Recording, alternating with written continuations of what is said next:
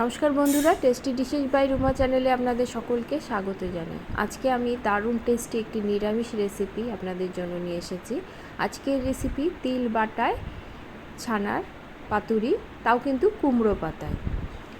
খুব কম সময়ে দারুণ টেস্টি এরকম নিরামিষ রেসিপি আপনারা কিন্তু চাইলেই বাড়িতে বানিয়ে নিতে পারবেন। নিরামিষ দিনগুলোতে মুখের টেস্টটাও যেমন পাল্টে যায়, তেমনি একটা সুস্বাদু রান্নাও কিন্তু খাওয়া যায়। তাহলে চলুন শুরু করা যাক। রান্নাটি করার জন্য প্রথমে আমি ছানা করে নেব। এখানে আমি হাফ লিটারের মতো দুধ নিয়েছি, আমি কিন্তু ফুল ফ্যাট মিল্ক নিয়েছি। ছানাটা আমি লেবুর রস দিয়ে ফাটিয়ে নেব। ছানাটা আমার ফেটে গেছে, এবার আমি একটি বড় চাকনির মধ্যে ছেঁকে নেব। রান্নাটি করার জন্য কুমড়ো পাতা দরকার। আমার বাড়িতে ছোট্ট একটি কুমড়ো গাছ হয়েছে, সেখান থেকেই আমি আজকে কচি কচি পাতাগুলো কেটে নেব। আমি যে পরিমাণ ছানা নিয়েছি সেই পরিমাণ অনুসারে আমি 4টে পাতা কেটে নেব।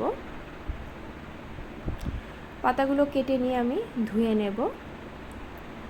এবার একটি মশলা করে নেব।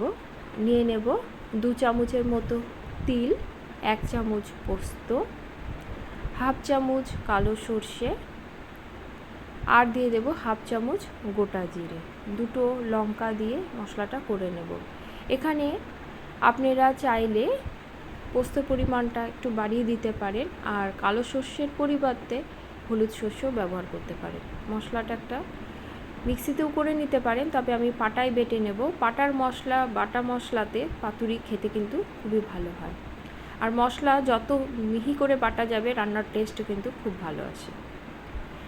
এবার ছানাটা একটি বড় পাত্রে নিয়ে নেব, নিয়ে একটু ভেঙে নেব। এবার এর মধ্যে দিয়ে দেব স্বাদ অনুসারে নুন, দিয়ে দেব যে মশলাটা করে রেখেছিলাম সেটা, আমি কিন্তু মশলাটা পুরোটাই দিয়ে দেব। এখানে আমার 2.5 চামচের মতো মশলা হয়েছে। অল্প জল মশলা বাটি ধুয়ে দিয়ে দেব। কালারের জন্য দিয়ে দেব হলুদ, দিয়ে দেব অল্প পরিমাণে চিনি, আর দেব সর্ষের তেল। এখানে তেলের পরিমাণটা একটু বেশি দিয়েছি, আমি মোটামুটি 2 চামচের মতো, বড় চামচের 2 চামচের মতো সর্ষের তেল দিয়েছি। ভালো করে সব কিছু মেখে নিয়ে 10 মিনিটের মতো রেখে দেব। সর্ষে পাতুরি বেশিক্ষণ রেখে দিলে কিন্তু এর সর্ষের যে ফ্লেভারটা ওটা কিন্তু খুব ভালোভাবে আসে। 10 মিনিট পরে আমি এর মধ্যে 2 চামচের মতো টক দই যোগ করব। দইটা কিন্তু খুব একটা টক যেন না হয়। পাতুরিগুলো করার জন্য আমি প্রথমে পাতাটা বিছিয়ে নেব, তারপরে ছানার কিছুটা মিশ্রণ আমি এর মধ্যে দিয়ে দেব। একটি করে কাঁচা লঙ্কা যোগ করব, দিয়ে ভালো করে ভাঁজ করে নেব। এখানে আপনাদের প্যাক করতে হবে না বা কিছু টুথপিকও লাগাবার দরকার নেই। ভালো করে ভাঁজ করে রাখলেই কিন্তু এটা দেখবেন সুন্দরভাবে আটকে যাবে। আমি আপনাদের সুবিধার্থে আরেকটি পাতুরি তৈরি করে দেখাচ্ছি। পাতুরিটা ফোলটা একটু দেখে নেবেন, এমনভাবে ফোল করবেন যাতে গ্রেভিটা পাতাটা থেকে না বেরোয়। চারিদিকটাই কিন্তু সমানভাবে ভালো করে মুড়ে দিতে হবে। আমি ঠিক যেভাবে দেখাচ্ছি আপনারা সেভাবেই করে নেবেন। আমার যেটুকু আমি ছানা নিয়েছি তাতে আমার 4টে পাতুরি হয়েছে, 4টি গড়া হয়ে গেছে। এবার পাতুরিটি রান্না করার জন্য কড়াতে দিয়ে দেব এখানে আমি 1.5 চামচের মতো সর্ষের তেল।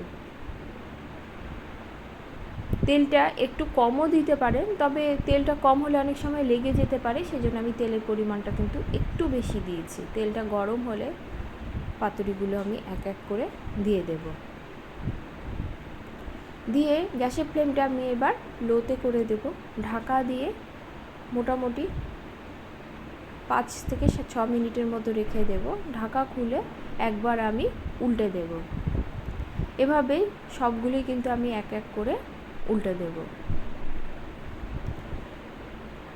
আবারও ঢাকা দিয়ে অপর পিঠের জন্য 5 থেকে 6 মিনিট অপেক্ষা করব। আমি এভাবে দুবার করে আমি উল্টে দিয়েছিলাম। মোটামুটি আমার পাতুরিগুলো হতে 12 মিনিটের মতো, 10 থেকে 12 মিনিটের মতো সময় লেগেছে। দেখুন দুপিঠি কিন্তু সুন্দরভাবে হয়ে গেছে, দুপিঠে কিন্তু কালারটা ধরেছে। এবার আমি একটি থালের মধ্যে বেড়ে নেব। দেখুন কতটা সুন্দর হয়েছে। এরকম একটু পাতুরি থাকলে গরম ভাতে আর কিছু প্রয়োজন আছে বলে আমার মনে হয় না। নিরামিষ দিনে ভিন্ন কিছু খেতে চাইলে এই রেসিপিটি একবার ট্রাই করতে পারেন। আজকে আমার এই রেসিপিটি আপনাদের যদি ভালো লেগে থাকে লাইক কমেন্ট করবেন এবং সাবস্ক্রাইব করে পাশে থাকবেন এই অনুরোধ রাখছি। আজ তাহলে এই পর্যন্ত, সকলে ভালো থাকবেন।